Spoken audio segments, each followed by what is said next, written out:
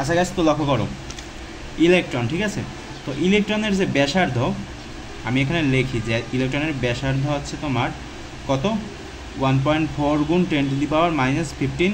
কী হবে এখানে এককটা, কী হবে এককটা, যেহেতু মিটার সেহেতু এখানে মিটার হবে। আচ্ছা, এরপরে আসি চার্জের বেলায়। আচ্ছা, তোমরা বলতে পারবা যে চার্জটা কি ধনাত্মক হবে নাকি ঋণাত্মক হবে? ইলেকট্রন কোথায় থাকে বলো তো ভাই? ইলেকট্রন থাকে তোমার এখানে থাকে নাকি এখানে থাকে? এখানে থাকে না? এখানের যে চার্জ সেটা কি ঋণাত্মক, ইলেকট্রনের চার্জ সবসময় হচ্ছে ঋণাত্মক, সেটা মনে রাখবা।